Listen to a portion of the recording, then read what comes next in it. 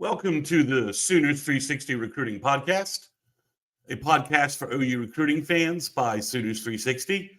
Each week we catch you up on the latest in OU recruiting news and provide opinions and evaluations on all things OU football recruiting. I'm Chris Mason, lead recruiting analyst for Sooners 360. This podcast is now sponsored by Sooners 360 on Patreon. To support this podcast, please go to patreon.com/Sooners360817 and click subscribe.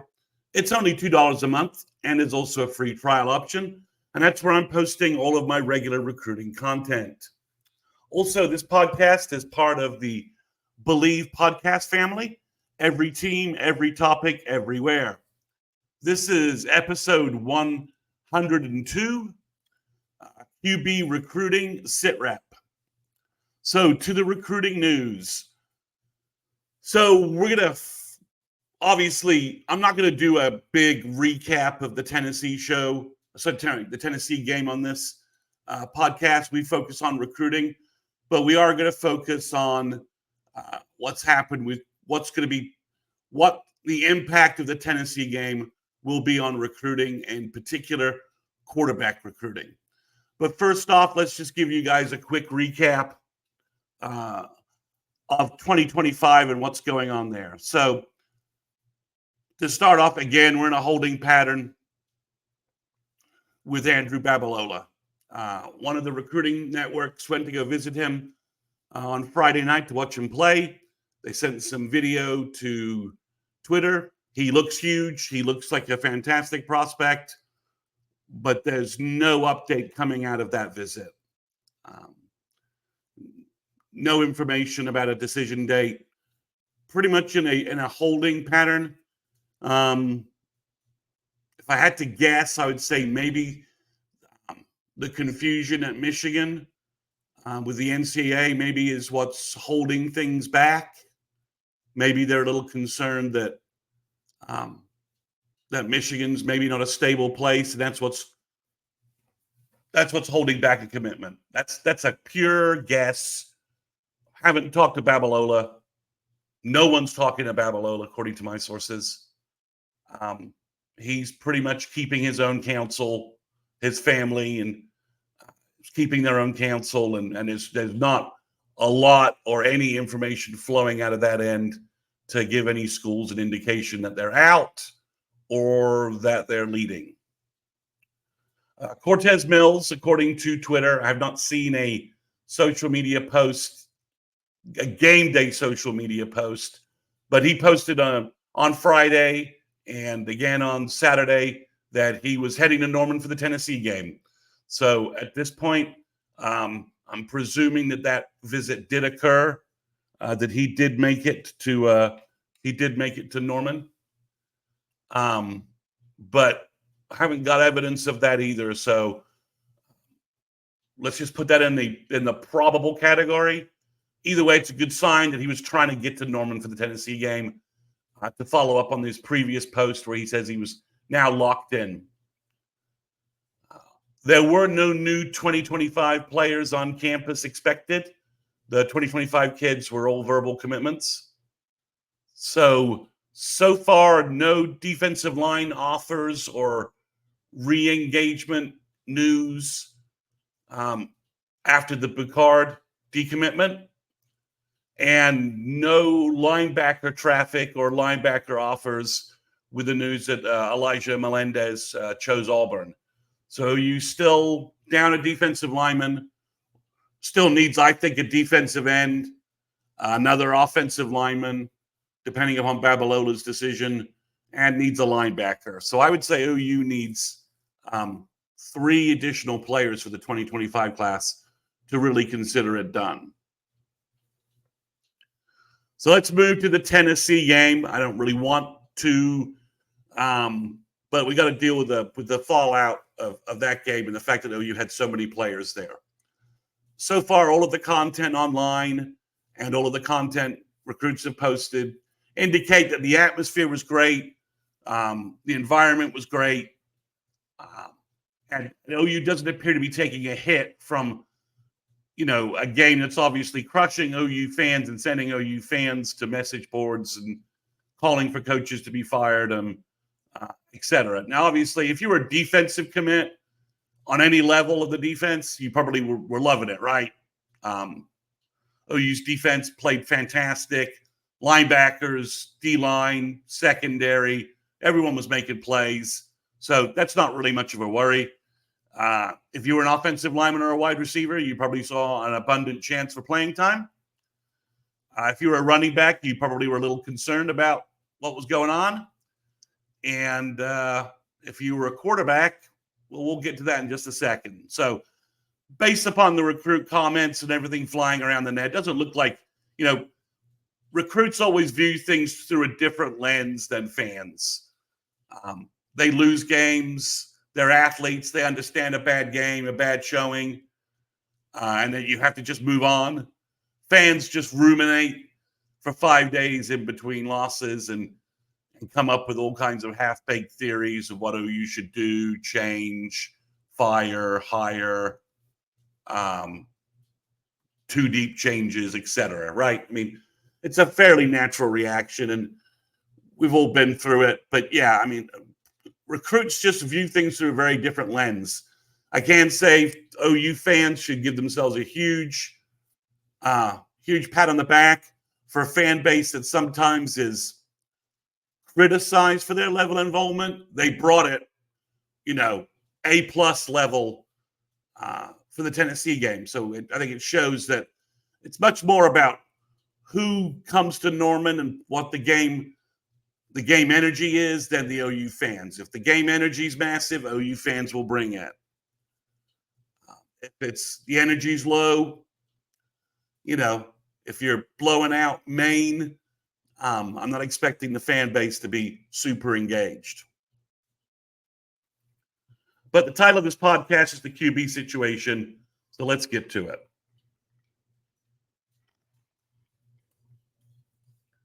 So we have to presume I'm gonna paint what I think is the impact based upon one scenario, and it's the only scenario I can really go with right now. If things change, if there's another big change, it throws everything sort of up in the air.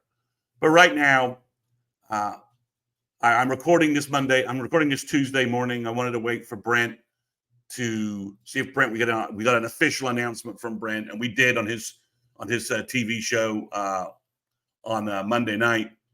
So Michael Hawkins, as expected, is taking over the starting position for the Auburn game. I would presume he will also start for the Texas game at the very least. So we're going to make a huge jump in a projection of what we think is going to happen this year, okay? Just because I need to have something to guide the rest of the decision-making process. So we're going to operate on the basis that Michael Hawkins takes over and there are incremental improvements at offensive line and wide receiver as the season goes on. Maybe some additional, some improved health from some players.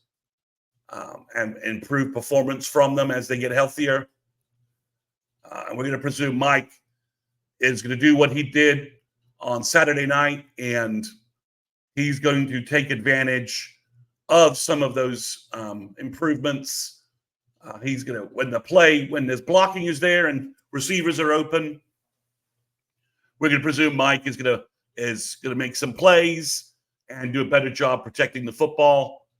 And support and not putting the defense that appears to be, elite did a great job against Tennessee. So that's a run pass. That's a team that's both run and pass capable, or at least that they have been, has the tools to do both. So we're going to presume that's the quarterback scenario.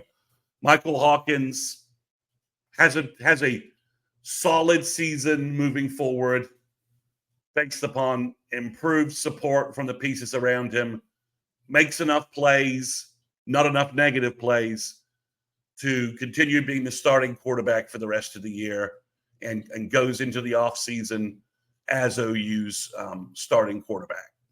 That's our assumption that we're going to work with right now. What does that mean for quarterback recruiting?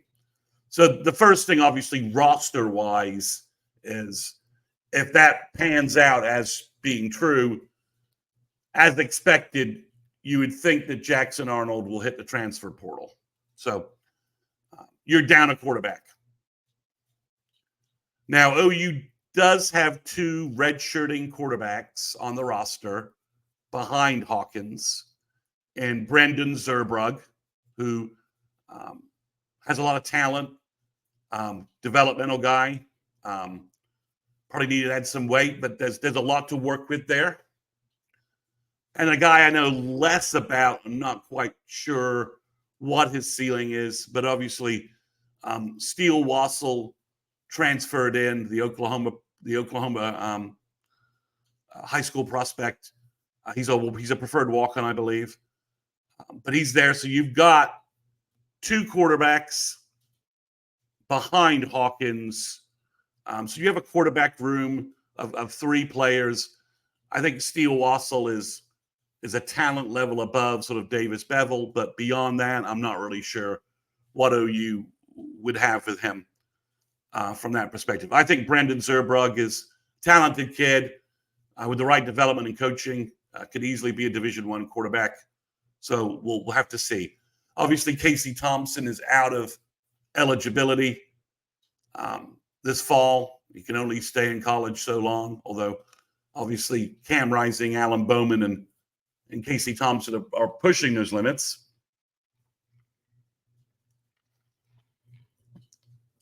So if the Hawkins scenario is true, what does that mean for Kevin Sperry?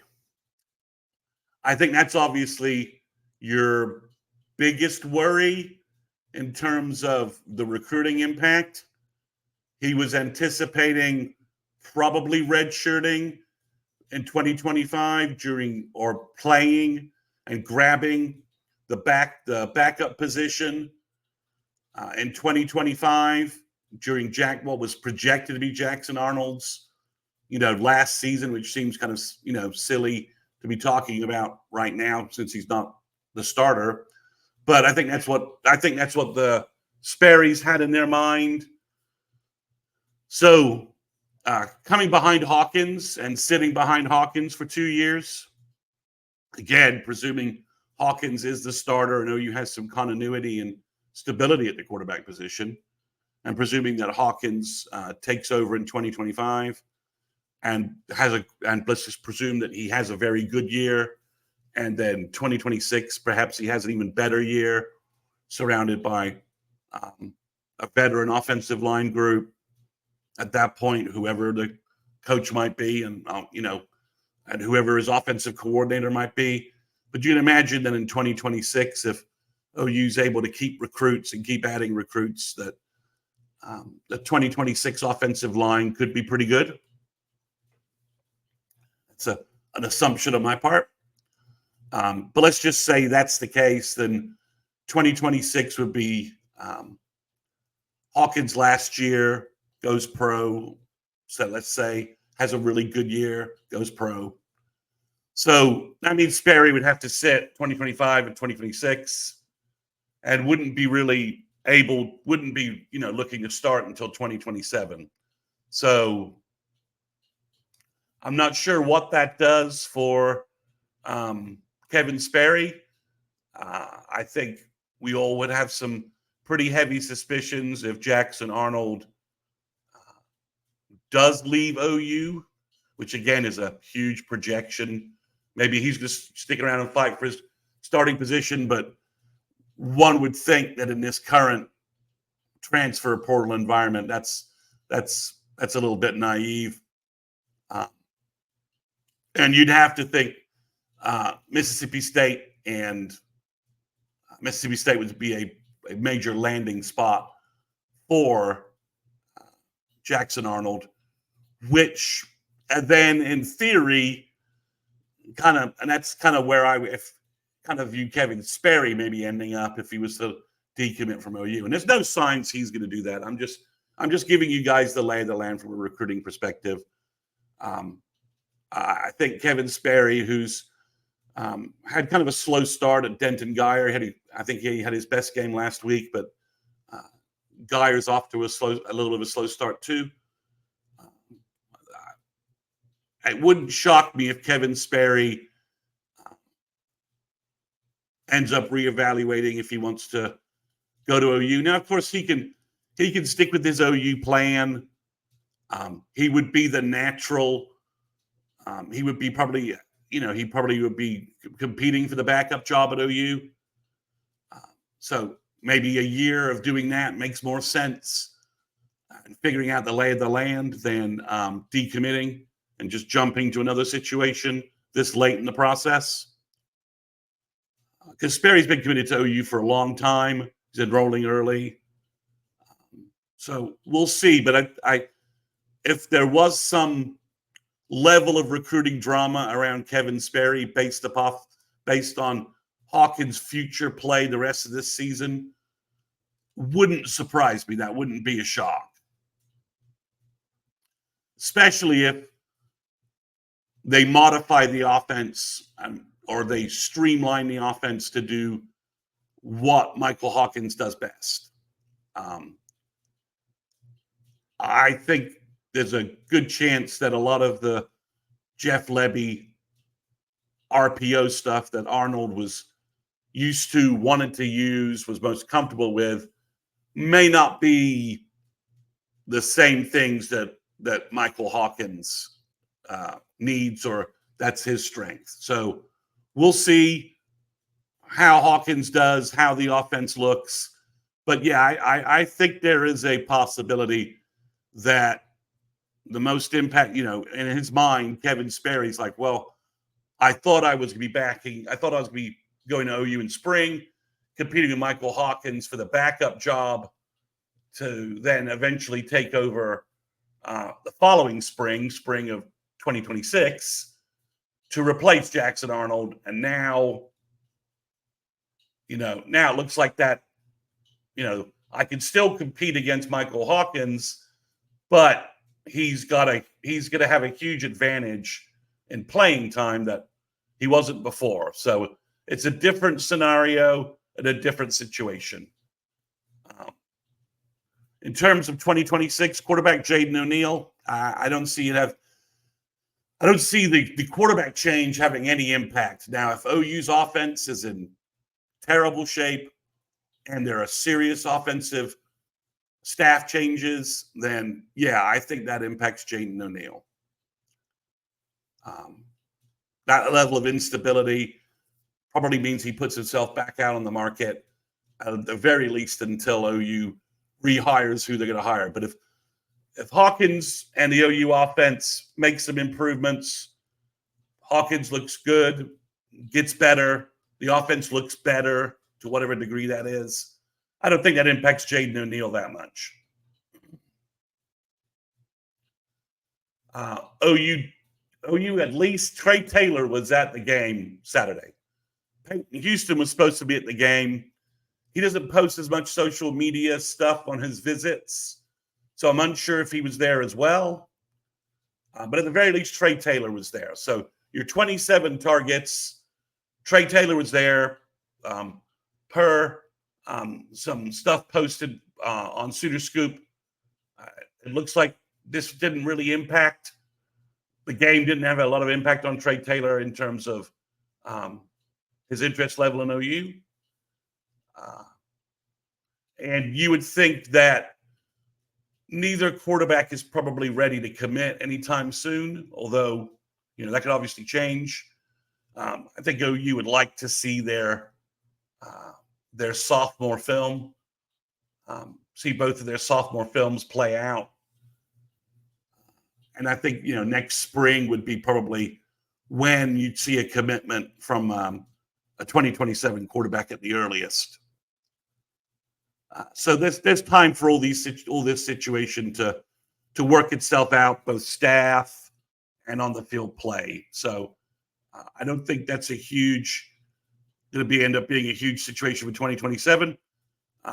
Again, I think if the situation I laid out, Hawkins starts, offense incrementally improves, Hawkins week over week as QB1 gets better and better with incremental improvements from his supporting cast.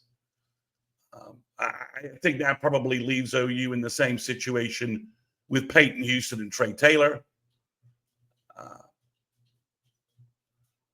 We'll see, though. They're both highly rated quarterbacks. Lots of people chasing them. Peyton Houston just visited Texas and watched, Arch Manning and Arch Manning unload, I think, on UTSA. Again, he's Arch is a redshirt freshman. Obviously, Arch, if Quinn Ewers leaves this year, Arch could leave as a redshirt sophomore. I don't see that happening. I think his family probably would, and feedback from the NFL would probably be like, no, we need another year of you starting. Redshirt freshman quarterbacks are not usually, redshirt sophomore quarterbacks are not usually that successful in the NFL. So we'll see. But obviously, Houston coming out of this situation could decide Texas is a better environment. I don't know that's the case, but he could.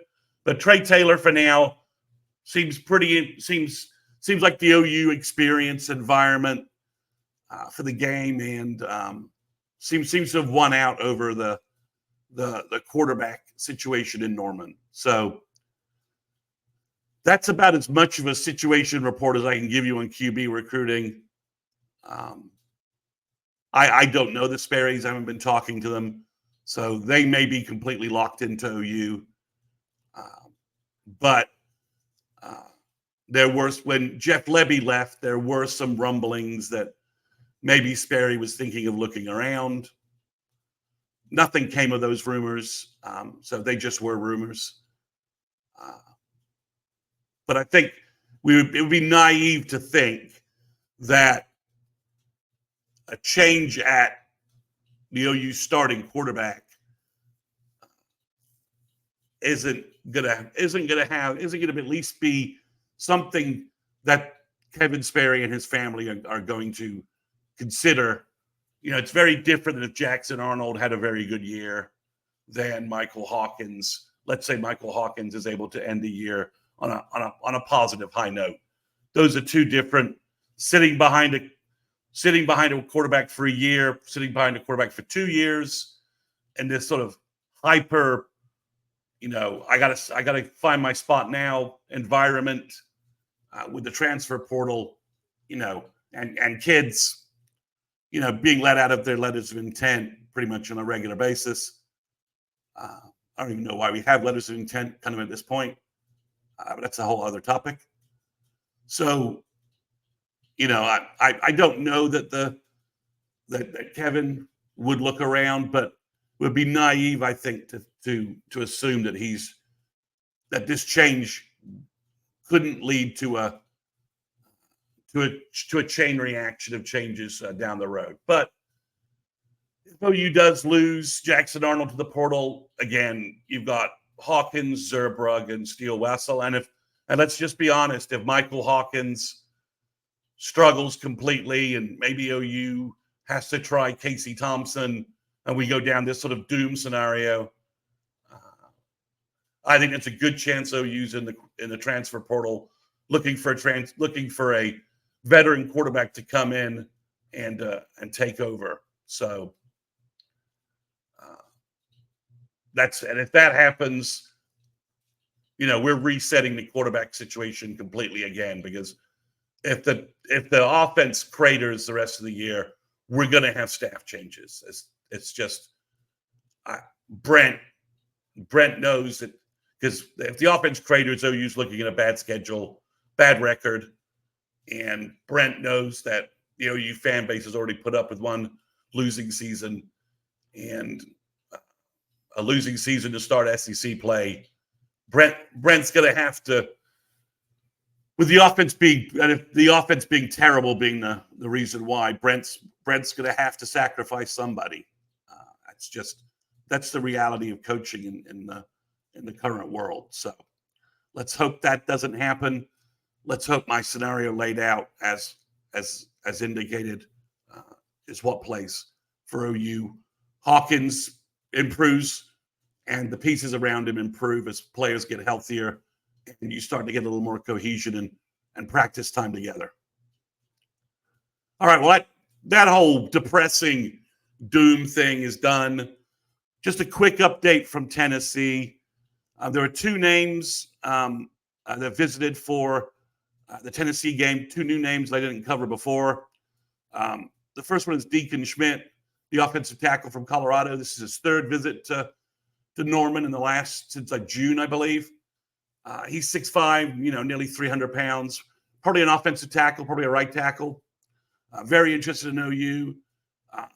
Also interested in Colorado, Nebraska, Iowa, K-State, a bunch of other regional schools. He's a very interesting prospect. Seems to really like the Sooners. Moving to the other side of the trenches, T.I. or Tafanu Ayatana Umukas, the big defensive tackle from the OU summer camp sessions, was back on campus. He's 6'3", 310, perfect nose guard, defensive tackle fit, big defensive tackle. Could be the big defensive tackle in the class. Would be a good fit. OU's got some 3 techs that they're working to recruit. Tank Arrington, Deuce Geralds, Taj Overton, who's probably a 3 tech as well. Joseph Terry. So they've got some 3 techs, athletic defensive tackles in the mix. T.I. would be a great fit as a big body nose guard to complement the other pieces I think OU could add. And then for 2027, 2 new names that popped up. First is King Thibodeau. That's K-H-I-N-G. He's a defensive end at Garland, Texas. He's about 6'3", 230. I'm probably going to get an OU offer. He may already have one. I'm not quite sure on that. But he's had a massive start to his sophomore year. He's playing great. Tackles for loss, sacks, tackles, just dominating from the defensive end position. I need to go back and watch his film. But statistically, been tracking him, and his stats are pretty damn good to start the year. And then Bryson Brown, the cornerback from Owasso, another 2027 kid, got an OU offer. He's 6 foot, 5'11", 180, very athletic.